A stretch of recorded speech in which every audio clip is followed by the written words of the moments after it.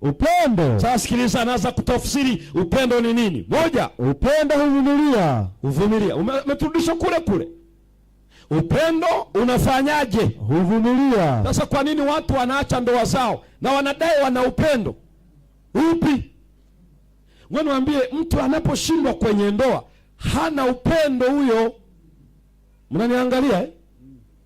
Mnaniangalia? Kwa sababu upendo ufanyaje? Huvumilia.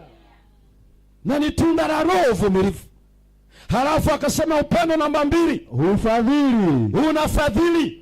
Unakufadhili, maana yake siku zote wewe unakuwa msaada, imradi kiko ndani ya uwezo wako. Sio kwamba unatoa ili na yeye aje akupe. Hapana, upendo kazi yake ni kutoa. Si tunafanyana kama vile chama cha kuzika na kuzikana. Upendo unafadhili.